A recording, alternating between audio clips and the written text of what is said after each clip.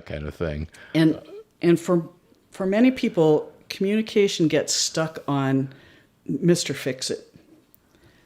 It's what we call you guys. Oh, well, I'm good at fixing it. Of course, if my only tool is a hammer, everything's going to be a nail. That's right. Kind of thing. That's a problem. The thing about communication, I think a lot of us is that my idea of communication is waiting for you to be quiet so I can talk. Yes, that's always a problem. And communicating is about convincing you that my side of the story is the right side. And unfortunately, that's also a big issue, and that creates problems in communication. When what we would hope for is that if you're listening to me, you're actually hearing what I'm saying.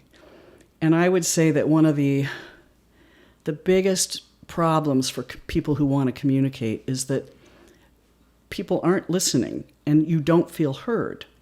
If you're just waiting for your chance to tell me your ideas, then I don't feel heard, and then I don't feel like you care about me. And for women, feeling heard is about you have to hear me and understand what I'm saying, even if you don't agree, or else I don't feel heard, and then I feel hurt and angry and upset, and I think you don't love me. Okay, and then do you think it's fair to say that I then act out of that emotion, that I think he doesn't love me, so I act out of that emotion that he doesn't love me?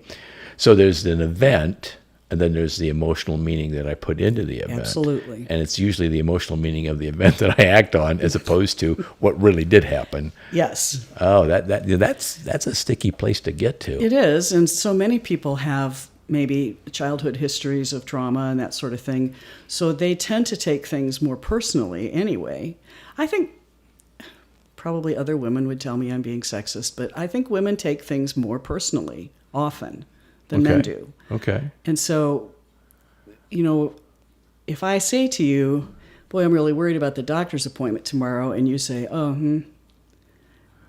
then I'm thinking, I don't just sit there and say, oh, he's busy with something else. I say, he doesn't love me. He isn't listening to me. He didn't even hear how concerned I am about that doctor's appointment. He doesn't care. So listening then needs to have the component of to understand as opposed to respond. And some feedback. Listening some kind of to feedback. Understand. Okay. Yeah, listening to understand. And to have some kind of feedback is, that sounds pretty tough for you, honey. Tell me more, or whatever. Yep. I always use the thing, tell me more, as opposed to you're getting in the way, I can't hear the ball game thing. Right. That would be better. Well, even as simple, oh, really? Like, oh, yeah, what's wrong? Something like that, anything like that, would at least make the person feel like you heard her concern. Okay. Everything you've said so far leads me to think, in terms of a guy, that as guys with their partner need to think in terms of, how can I show love to this person? And one of those ways is to move to understand what that person is saying, and to actually say, I can understand that about you, or I can understand how you put that together, as opposed to either nothing, not moving to understand, getting defensive, all the other things that we do. Or the I'm busy kind of responses. And that love needs to be an action. Yes. Like listening to understand. Listening to understand is a really big deal in a relationship. There is a line somewhere in the New Testament that is, though it take all you have, listen. And I know what that take all you have means. That means shut your mouth. That means don't give your opinion. That means wait till they're done. And then if you want to say something, you can, but don't interrupt. Don't tell them they're being silly for worrying about the doctor's appointment. Yeah.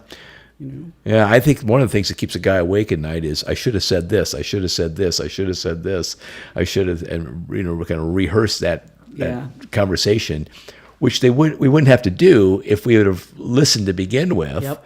We wouldn't have had to go through the heartburn of, oh, I lost that round.